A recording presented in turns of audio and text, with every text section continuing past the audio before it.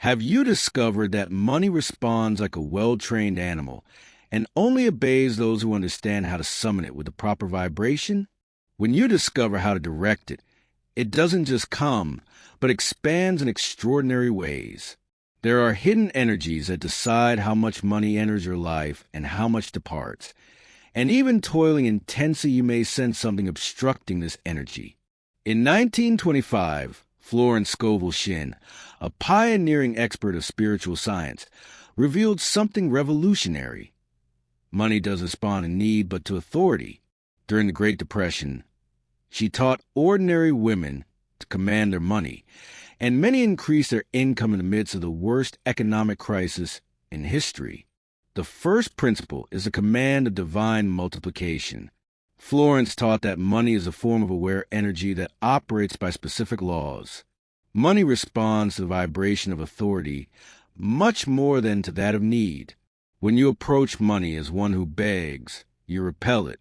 When you approach it as one who commands, you pull it. Money operates like a well-trained soldier. If the commander hesitates, the soldier doesn't act, but when the order is precise and resolute, money moves. In New York, Florence taught her students to take greater authority.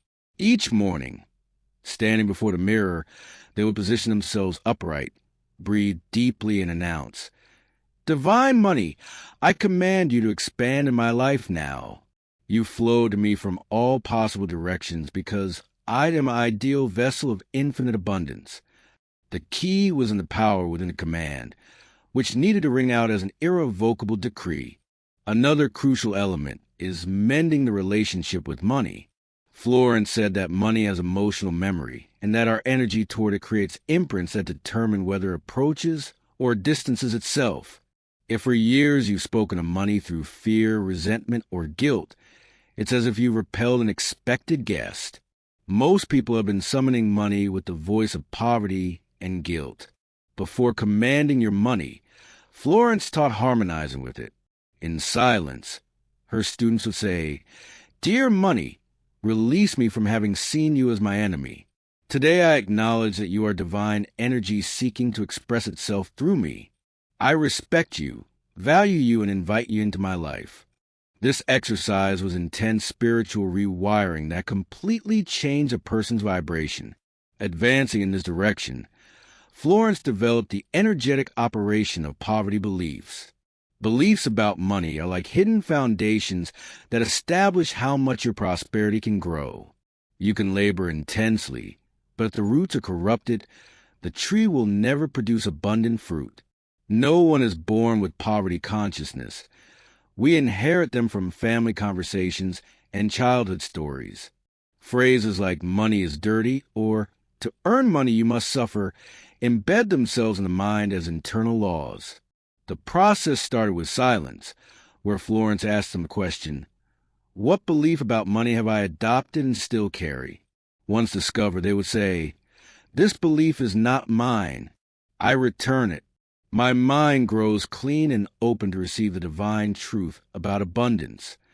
Then they would implant new beliefs such as, "I am a recipient of infinite abundance," or "Money moves toward me effortlessly." Furthermore, Florence taught the distinction between desiring and demanding. Desires arises from lack. It's looking at what you want while feeling it's far away. Demand is springs from the knowledge that something already comes to you through divine right. To desire is to say, "I don't have," producing more experiences of not having. To demand is to declare it's mine and I receive it now, activating invisible forces. In this context, another principle is to create instead of competing. Florence insisted, never compete for money, create it. Competing implies scarcity. Creating indicates infinite abundance, knowing that you can generate new opportunities. When you compete, you fixate on what others have. When you create, you connect with the infinite source with distinctive fresh concepts. Each person has a specific gift for generating wealth that, when expressed, not only produces income, but enriches others. Similarly, Florence taught the decree of absolute authority. It was an act of absolute control over one's own financial kingdom. The decree was, By my divine authority as offspring of the Creator of all abundance, I decree that my financial reality transforms now. I command that all invisible forces operate to multiply my money perpetually. The difference lies in knowing that the power to transform is already within you, and upon declaring it, the universe responds to obey. Moreover, Florence taught the spiritual plan of your abundance. The universe needs clear instructions. It was about specifying how much, how, when, and for what you would receive. Her students devoted a daily moment to answer. How much money do I want? From what sources? How do I want to sense when receiving it? The more details, the easier for the universe to manifest. The design must be developed from a consciousness of shared abundance. Bearing this in mind, the last step is to preserve prosperous consciousness. Igniting abundance is the first part. Mastery lies in maintaining it. Maintaining requires daily attention, sustaining the internal state that summons it. This state is made of gratitude, certainty, and openness to receive. A key principle was to start each day with anticipatory gratitude, not only for what you already have, but for the abundance coming.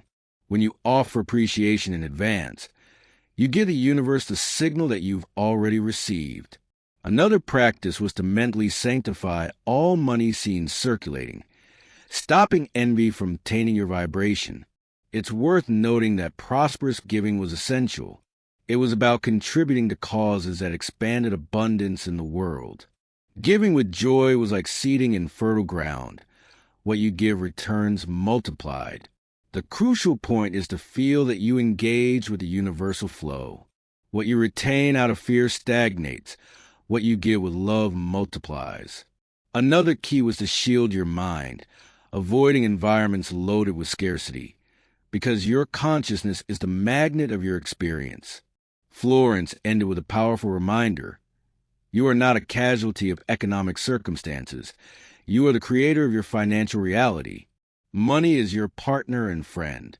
Now renew your commitment by saying, I decree that my prosperity increases perpetually in perfect harmony. I give with joy, receive with gratitude, and keep open the infinite flow of my wealth. If these words spoke to you, write in the comments, I decree, to seal your commitment. Share this video with someone who needs to recall they are the creator of their reality. Subscribe to the channel and enable the bell because I will share more principles that can multiply your prosperity. Abundance doesn't come to those who hesitate, but to those who command.